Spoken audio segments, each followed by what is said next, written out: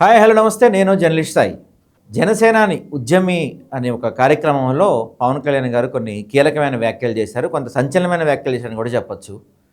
విజయ్ గురించి మాట్లాడుతూ, తర్వాత జనసేన పార్టీ గురించి, కాపుల గురించి ఇలాంటి అనేక అంశాలు మాడారు ఆయన. అసలు పవన్ కళ్యాణ్ గారిలోంచి ఇలాంటి వ్యాఖ్యలు ఎందుకు వచ్చాయి, ఏ ఉద్దేశంతో ఆయన ఇలాంటి వ్యాఖ్యలు చెప్పారు, ఇలాంటి అంశాలన్నీ కూడా మనతో మాట్లాడడానికి మంజరి చౌదరి గారు ఉన్నారు, వైఎస్ఆర్సీపీ నాయకురాలు, తెనాలికి సంబంధించిన. నమస్తే మేడం. నమస్తే అండి. నిన్న చూసే ఉంటారు పవన్ కళ్యాణ్ గారు మాట్లాడుతూ, అంటే విజయ్ పార్టీ గెలిచిందని చెప్పి మన జనసేన పార్టీ వాళ్ళే, జనసేన వాళ్ళు నాకు మెసేజ్లు పెడుతున్నారు, ఊళ్ళో పెళ్ళికి వీళ్ళ హడావిడిలాగా ఉంది అని చెప్పి ఆయన కొన్ని వ్యాఖ్యలు చేశారు. అంటే ఆయన ఇండైరెక్ట్గా జనసేన పార్టీ వాళ్ళని కుక్కలన్నట్టుగా అనుకోవచ్చా మనం? ఇండైరెక్ట్ గా అంటే అర్థమయ్యే వాళ్ళకి, డైరెక్ట్ గా మాలాంటి వాళ్ళకి అర్థమైందండి.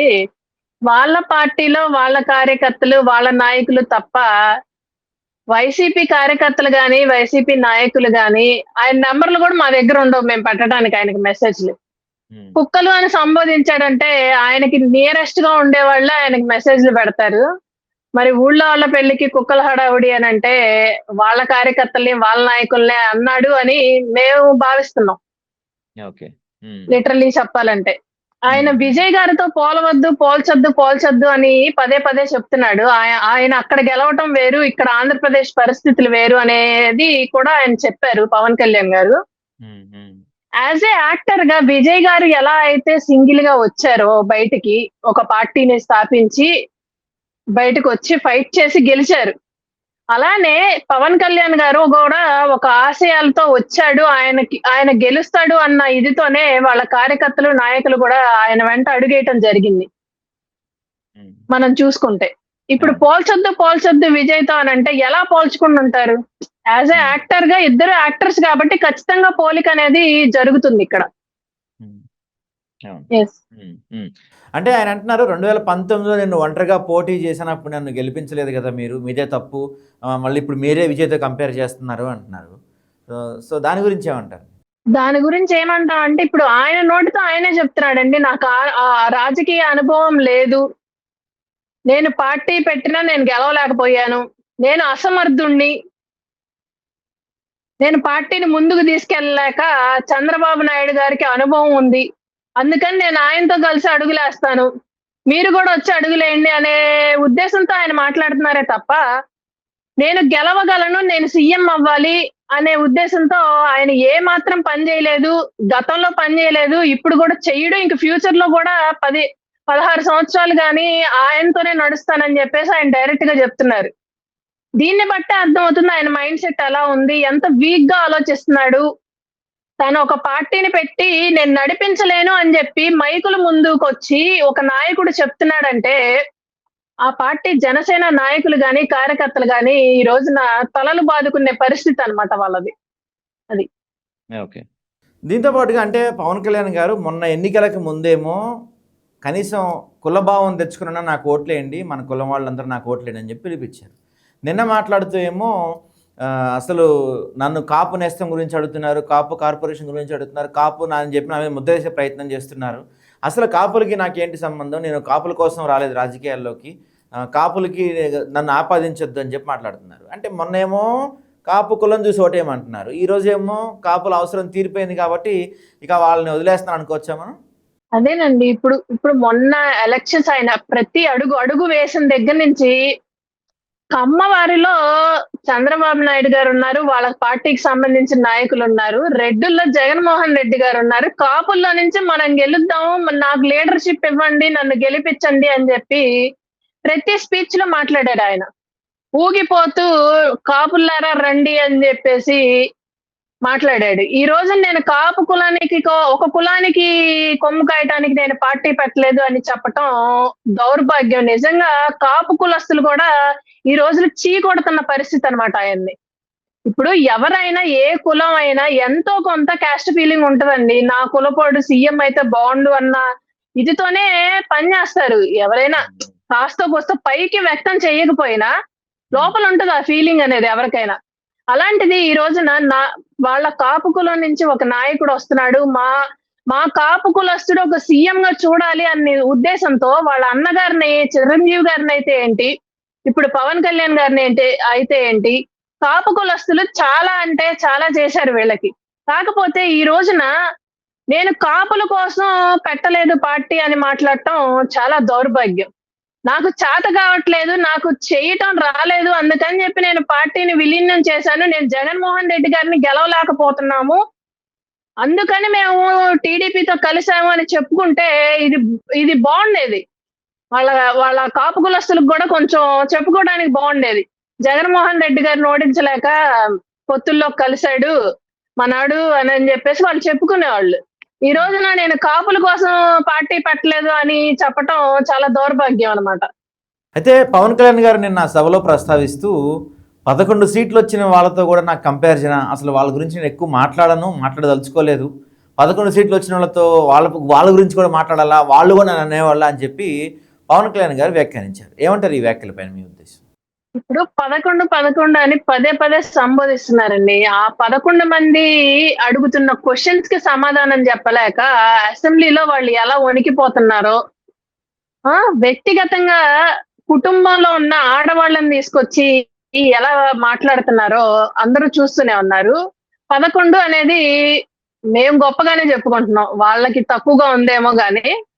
ఎందుకంటే ఈ రోజున ఆయనకి గెలవలేక, ఒక పార్టీని ఫామ్ చేసుకోలేక, నేను కాపుల కోసం, కాపు కులస్తుల కోసం పార్టీ పెట్టలేదు అని మాట్లాడుతున్న వ్యక్తికి మా వైఎస్ఆర్ కాంగ్రెస్ పార్టీ గురించి మాట్లాడే అర్హత కూడా లేదు నిజంగా చెప్పాలంటే. అయితే పవన్ కళ్యాణ్ గారు ప్రతి మీటింగ్లో, ప్రతి అంశంలో ఎక్కడో చోట జగన్మోహన్ రెడ్డి గారి పేరు కానీ లేకపోతే వైసీపీ పేరు కానీ తీసుకురాకుండా ఆయన సభ ఏది ముగియట్లేదు. ఓ పక్కనేమో పట్టించుకోవట్లేదు అంటారు, ఓ పక్కనేమో ప్రతి సభలో ఆయన పేరు తీస్తూనే ఉంటున్నారు. అంటే బయటికి చెప్తున్నారు కానీ లోపల కూటమి నాయకులందరికీ కూడా ఇంకా జగన్ అంటే భయం వెంటాడుతుంది అనుకోవచ్చా మనం? ఖచ్చితంగా అండి. జగన్మోహన్ రెడ్డి గారి విషయం ఎత్తకుండా నిన్న సభలో కూడా మీరు చూస్తే ఆయన చెప్తున్నాడు, ఇన్ కేస్ మనం పొత్తులు పెట్టుకోకుండా, కలవకుండా, విలీనం అవ్వకుండా ఉంటే జగన్మోహన్ రెడ్డి గారు వస్తే అన్న భయాన్ని ఆయన డైరెక్ట్ గా చెప్తున్నాడు. నేను గెలవలేను, నేను ఎక్కడ గెలవలేకే చంద్రబాబు నాయుడు గారితో కలుస్తున్నాను. ఇన్ కేస్ నేను కలవకపోతే జగన్ వచ్చేస్తాడు అన్న భయం ఆయన్ని వెంటాడుతూనే ఉందన్నమాట. ఓకే. దాంతో పాటుగా నిన్న ఈరోజు లోకేష్ గారు ఒక సభలో మాట్లాడుతూ వాళ్ళది ఫ్యాక్షన్ బ్యాక్గ్రౌండ్, మనదేమో ఫైటర్ బ్యాక్గ్రౌండ్ అని చెప్పి, వాళ్ళది కోడికత్తి బ్యాక్గ్రౌండ్, మనదేమో పనిచేసే బ్యాక్గ్రౌండ్ అని చెప్పి మాట్లాడుతున్నారు. ఇప్పుడు ఇందాక సేమ్ మనం ఎలా అయితే పవన్ కళ్యాణ్ గురించి అనుకున్నాం, అలాగే లోకేష్ గారి గురించి కూడా ప్రతి సందర్భంలో వీళ్ళు మీది ఫ్యాక్షను, లేకపోతే మీది 11 వచ్చాయి, లేకపోతే అలా వైసీపీ అంశం తీసుకురాకుండా, అంటే రాష్ట్రానికి సంబంధించిన అంశాలు చాలా ఉన్నాయి, రాష్ట్రానికి సంబంధించిన ఇబ్బందులు చాలా ఉన్నాయి, అవేవి మాట్లాడకుండా ప్రతిసారి వీళ్ళు జగన్మోహన్ రెడ్డి పేరే తీసుకొస్తున్నారంటే వీళ్ళ ఫెయిల్యూర్స్ కప్పుచ్చుకోవడానికి ఇది ఒక డైవర్షన్ డ్రామా అనుకోవచ్చా మనం? అసలు వాళ్ళకి జగన్మోహన్ రెడ్డి గారి మాట ఎత్తుందే వాళ్ళ స్పీచ్ ఎండ్ అవ్వదు, స్టార్ట్ అవ్వదండి నిజం చెప్పాలంటే. నిజంగా లోకేష్ గారు అంటే ఎదిగారు, పెరిగారే గాని ఆయనది అంత చైల్డిష్ మెంటాలిటీ పోలేదన్నమాట.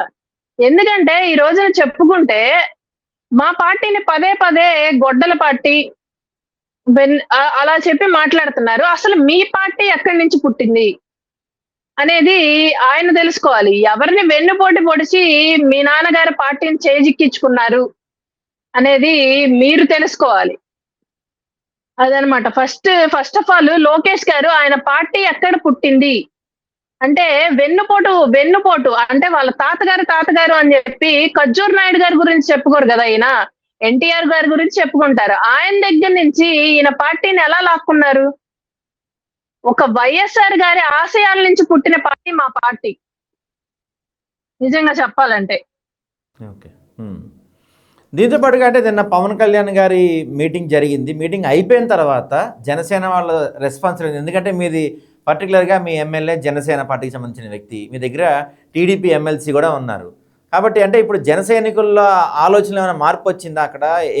ఎలా ఉంది జన సైనికుల ఫీలింగ్ నిన్న మీటింగ్ తర్వాత? నిన్న మీటింగ్ తర్వాత ఎలా ఉంది అంటే ఆయన చెప్పారండి డైరెక్ట్ గా, నెక్స్ట్ ఎలక్షన్ కూడా నేను సీఎం అవ్వను, నేను చంద్రబాబు నాయుడు గారు వెనకమాలే ఉంటాను, మీరు నా వెంట నడవాల్సిందే, మనకి ఎప్పుడో ఛాన్స్ వస్తే ఇన్ కేస్ రావచ్చు రాకపోవచ్చు, నెక్స్ట్ ఎలక్షన్ కాదు ఆ నెక్స్ట్ ఎలక్షన్ నేను నన్ను సీఎం గా చూడాలి అని మీరు అనుకోకండి అని డైరెక్ట్ గా చెప్పేశాడు. ఇంకేముంటది వాళ్ళకి.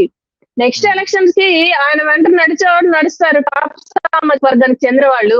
ఇక మా మా నాయకుడు ఎటుంటే అటు నడుద్దాంలే అనుకునే వాళ్ళు నడుస్తారండి. కాపు సామాజిక వర్గానికి చెందిన వాళ్ళు మాత్రం ఖచ్చితంగా బయటకు వస్తారు పార్టీలో నుంచి అని మేము గట్టిగా నమ్ముతున్నాం. ఎందుకంటే ఆయన కులం నుంచి సీఎం అవ్వాలని వీళ్ళందరూ ఆయనకి సపోర్ట్ చేశారు. కానీ కాపు కులస్తులందరూ జగన్మోహన్ రెడ్డి గారికి కాపు కులస్తుల నుంచి వ్యతిరేకత ఏమాత్రం లేదు నిజంగా చెప్పాలంటే. ఎందుకంటే మా కులస్తుల్ని సీఎం చేసుకోవాలి అన్న విధానంలో వాళ్ళు మొన్న ఎలక్షన్ కి ఓట్లు వేశారే తప్ప, నెక్స్ట్ ఎలక్షన్ కి చూద్దాం కాపులు ఏ మాత్రం ఆయనకి సపోర్ట్ చేస్తారు అనేది.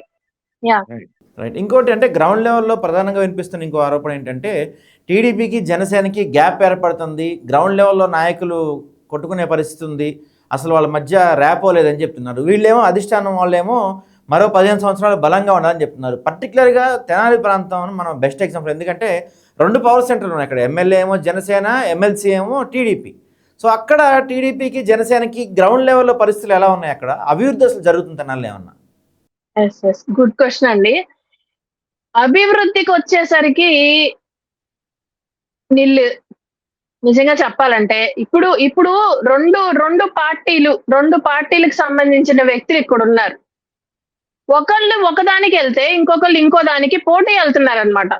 ఇప్పుడు ఒక వర్క్ ఫర్ సపోజ్ ఒక కాంట్రాక్టే తీసుకోండి. ఇప్పుడు జనసేన నాయకులు అంటే మన నాదెళ్ల మనోహర్ గారు ఉన్నారు, ఆలపాటి రాజా గారు ఉన్నారు. ఏదన్నా ఒక వర్క్ విషయంగా వెళ్తే ఈ ఇరు పార్టీల్లో ఉన్న అంటే నాయకులు ఎవరైతే ఉన్నారో కాంట్రాక్టర్స్ గానీ వీళ్ళు పోటీలు పడి అక్కడ పని జరగకుండా అయిపోతుంది. ఎవరికి చేయాలి అనేది వీళ్ళిద్దరూ ఒక సందిగ్ధంలో పడుతున్నారు అనమాట, ఒక డైనమాలో పడుతున్నారు. దాంతో ఈ అభివృద్ధి అనేది ఒక అడుగు వెనక్కే ఉందని మేము భావిస్తున్నాం. తెనాలి వాస్తవ్యులుగా చెప్తున్నాం అనమాట. అది ఇక్కడ చూసుకుంటే డైరెక్ట్ గా టీడీపీ అండ్ జనసేన నాయకులే సపరేట్ గా మీటింగ్లు పెట్టుకునే పరిస్థితి చూస్తున్నాం మేము. ఒక పార్టీ ఆఫీసు లేదా ఒక ప్లేస్ లోనో కలిసి మీటింగ్ పెట్టుకోవాలి కూటమి అంటే. ఎవరికి వాళ్ళు సపరేట్ మీటింగ్స్ పెట్టుకుంటారు ఇక్కడ. దాన్ని బట్టే చూడొచ్చు అంటే ఎవరికి వాళ్ళు సపరేట్ గా ఉంటున్నారు, ఎవరికి వాళ్ళు ఏ పార్టీకి ఆ పార్టీ నాయకులు కార్యకర్తలు సపరేట్ గా డివైడ్ అయ్యి వర్క్ చేసుకుంటున్నారు అనేది కళ్ళారా కనిపిస్తుంది. రైట్ అండి, రైట్. ఓకే, థ్యాంక్ యూ అండి. యా.